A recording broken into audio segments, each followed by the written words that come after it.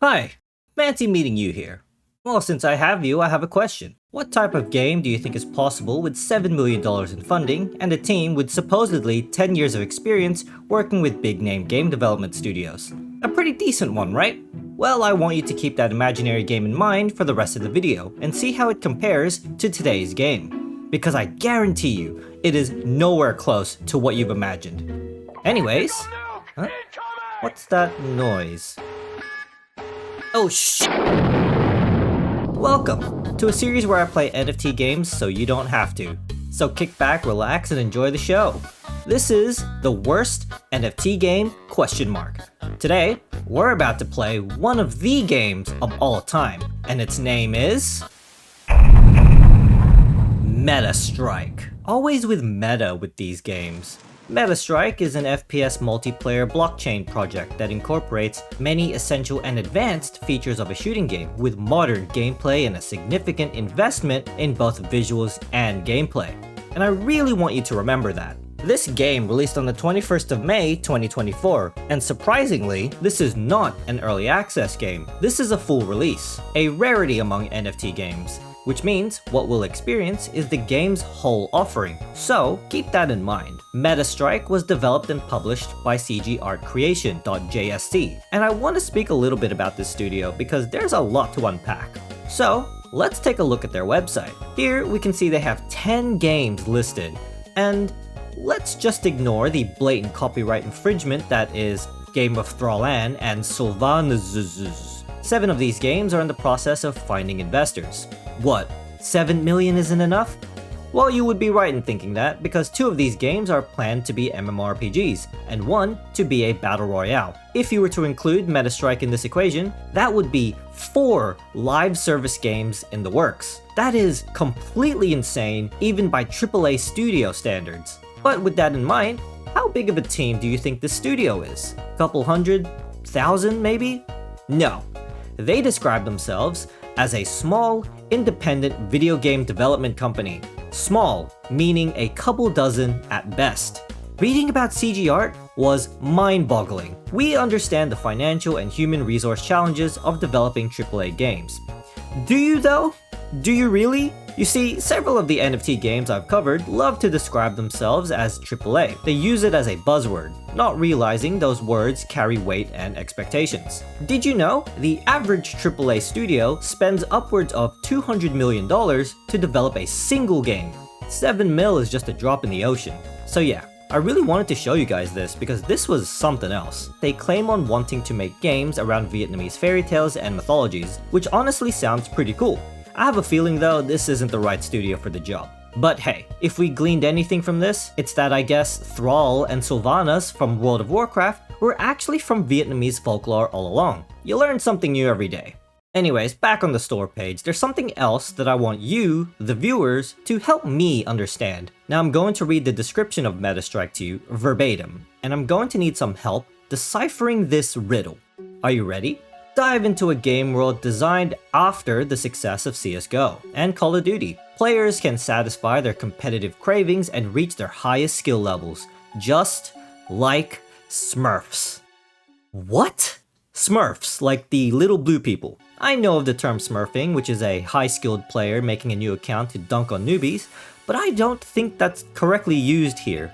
They capitalized it, so they must be talking about the little blue people. Do Smurfs have competitive cravings? Someone let me know. I've never actually watched the Smurfs.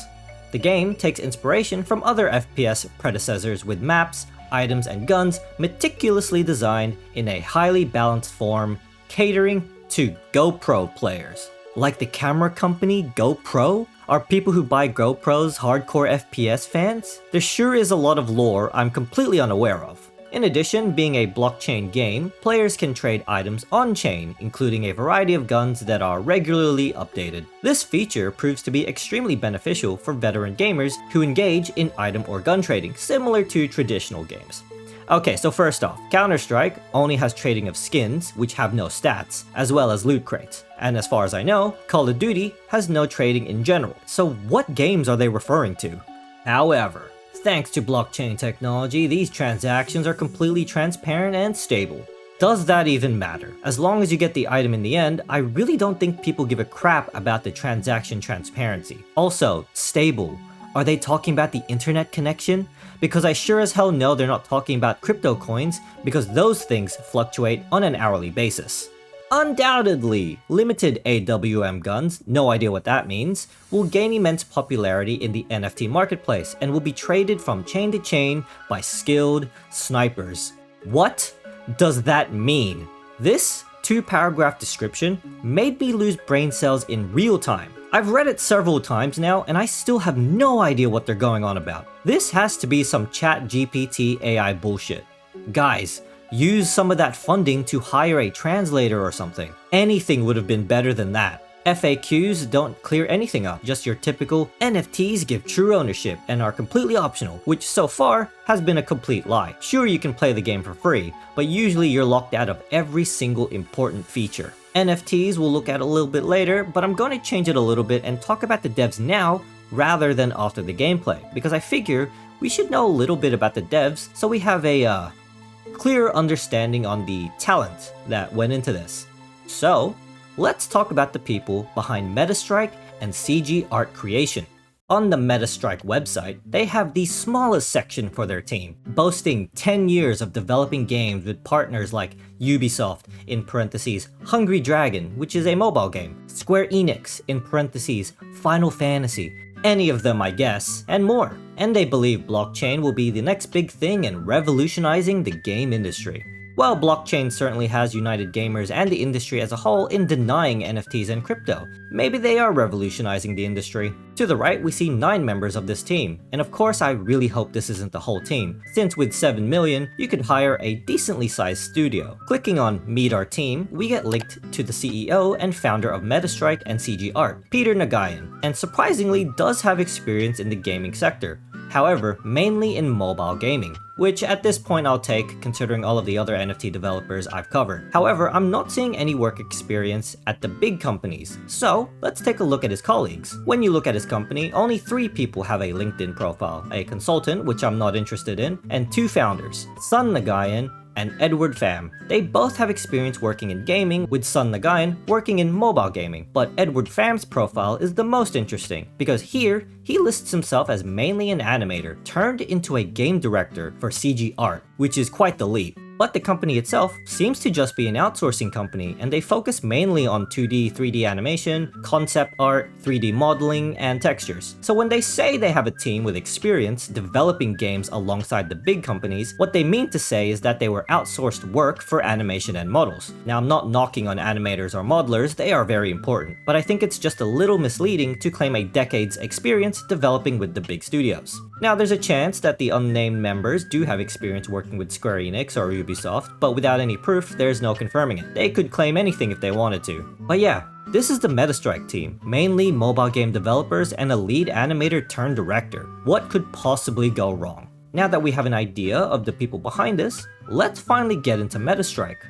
Upon launch, we're greeted with a login screen. Gotta love having to make another account on top of my Epic one. Luckily, we're given a couple of choices, but I pick a guest for now. We're given a set of cards and these will be our starter gear. These are actually random. The weapons you start off with could be completely different, so already I can see a problem there. Instead of giving you a whole host of weapons like in Counter-Strike, you'll have to buy more weapons, presumably with real money. Welcome to the Metastrike family. We are always with you and wish you the most enjoyable and fun times. Sounds pretty condescending. I don't really want to associate with you guys, thank you very much.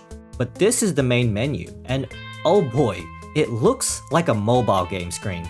Gee, I wonder why. I click around and get some tutorials, and one of them tells me I can rent a weapon for the day. Now, this is actually pretty common for free-to-play shooters, at least back in the day. I used to play Blacklight Retribution, and that had a similar model. I'm not too sure if that's still used in modern games. Someone tell me in the comments, I'm legitimately curious. Now, if there was any doubt that this was a mobile game, this should say it all. Let's look at the settings and click on the tutorial on the UI and graphics. If the game doesn't fit your phone screen ratio, you can scale the overall interface. There it is. This is just a mobile game lazily ported to PC. There are other stupid things like having to buy different crosshairs, monetizing UI elements. No one tell EA, don't give him any ideas. There's only one server online, Singapore, which luckily I'm somewhat near, so I should be able to get some decent ping. The online players say 404, but I can't tell if that's just referencing the common error code or if the actual true amount is the green icon on the top right. It doesn't matter though, since these numbers haven't changed in the multiple days I checked. They have a set of rules which is pretty standard, but one rule in particular stands out and just completely makes the whole "you can play for free" statement irrelevant. To start the MTT, which is the in-game currency earning mechanism, Gamer TM needs to own at least one NFT for each a long gun, pistol, and knife. So before you can even start getting the in-game non-cryptocurrency, you need to buy 3 NFTs if you're lucky. You'll see later that all the weapons are in loot boxes, so you're not even guaranteed to get it in 3. Free to play my ass! It'll cost around $20 to start being able to play the game normally. Honestly, I should have just ended this right here, but let's continue. Next, we have the shop where we can purchase things using the in-game currency, which is now meaningless because we, as a true free-to-play, have no way of obtaining. Also, what's hilarious is that you can't even buy these guns outright. You have to rent them. There's a blacked out tab for armor, and I really hope they're just cosmetics. But you see there's this metal tab, and you can buy silver. Yeah, well with this you can upgrade your equipment. That's right, you can upgrade the stats of your armor and weapons. Gotta love pay-to-win mechanics. There's one last thing, and it's just dailies, which can confirm no earning or even claiming unless I have NFTs. Alright, let's actually play a match. I try training with bots first since, don't want to be a burden to my teammates. We only have a choice of 3 maps with fixed game modes, and NPC difficulty, which I set to normal. Let's try Mansion first. There's no motion blur, so that's a plus. There's no aim down sights, so that's the Counter-Strike inspiration there. Movement is standard, but there's barely any sound effects, and they sound really bad. Also, I quickly realized that bot AI is absolutely garbage. They'll just stand there and shoot. They don't even look up. Seriously, I just get up on the balcony and they don't even notice. The guns have no recoil and they always hit the dot, so there's zero balancing there. The only difference would be, is it automatic and how much are in a mag? Oh, by the way, this is the entire map. You're just funneled in a straight line. Map design is my passion. You also can't pick weapons up off the ground, so once you run out of ammo, you just have to die. This is terrible. Next map, Old Factory, Conquest, a game mode taken from Battlefield where you take the points on the map. I set the bots to hard this time and, surprise, absolutely no difference. Another thing I noticed is that my reticule becomes bigger, meaning less accurate, when I crouch, which doesn't matter anyways, since the bullets always go to the dot. The map is bigger this time, but it's still pretty much rectangular. There's some verticality though. We quickly captured 2 of the points and we're pretty much guaranteed to win. I do sneak in to capture point A just for fun, and they don't even try to recapture it. This bot though, I have no idea who they're shooting at, but I wish them the best of luck. And just before the round ends though, I give him a little smooch for his efforts. Anyways, final map. A free-for-all, and I set it to easy because it doesn't really matter. This map is just a square with 4 identical rooms. That's it. Spawns are terrible, and since you have spawn protection, you'll just immediately die if someone spawns near you.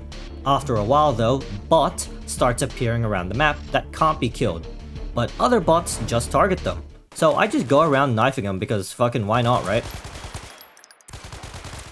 But at some point I get killed and I can no longer respawn, so I just have to wait there until the match ends.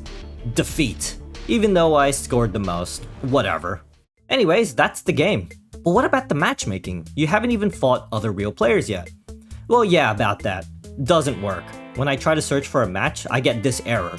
Security token is invalid. Don't know what that means. If it's because I don't have NFTs, then this game isn't free to play. So yeah, that's the game. The $7 million, 10 years of big studio experience, AAA game. How'd it compare to the imaginary game I told you to come up with in the beginning? Hope it was better than this one. Anyways, let's take a quick look at their NFTs and move on to my impressions. Honestly, there isn't much to talk about on this front. Their marketplace only has buying with no way of trading or selling. I guess you'd have to do that in game, but the game is dead. In their marketplace, you can buy the Donate box, Genesis box, and Beginner box for $6, $20, and $50 respectively. These are loot boxes, obviously. You can buy the pay-to-win upgrade materials from 10 to 30 bucks and a battle pass for $30, which is probably the most expensive battle pass I've ever seen. Also, you might be wondering, surely the Metastrike coin has crashed, so these prices must be only in the couple of cents range, right?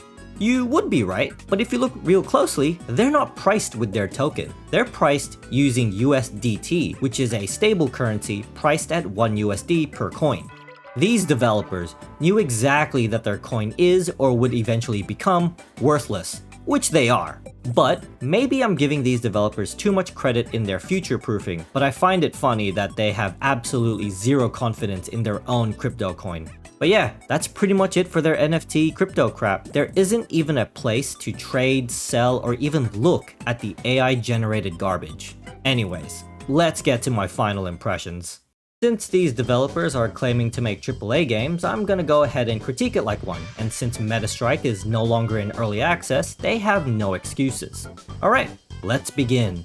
As a AAA game, I don't think this game has any notable positives. The gunplay and movement is substandard, the guns didn't feel any different from each other, the muzzle flash is blinding, graphically it looks worse than a mobile game, and it is one. The foley or sound effects are horrible, the bot AI is as dumb as a sack of bricks, which, remember, is the only way to play this game since matchmaking doesn't work. There are game-breaking bugs like not being able to respawn, there are only 3 maps which are all horribly designed, and of course, how could I forget, the main menu is filled to the brim with garbage.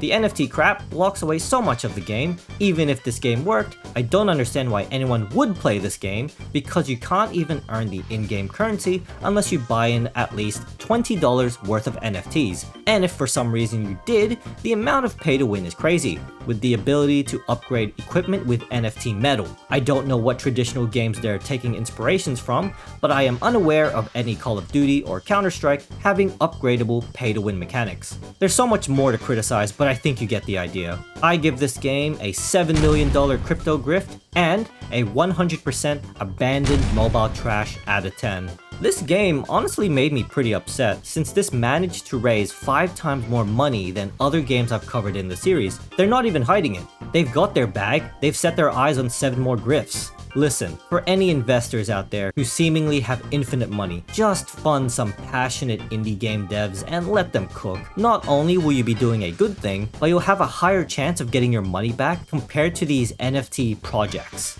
Alright, that's the end of the video. I hope you guys enjoyed, and I'll catch you on the next one. See ya!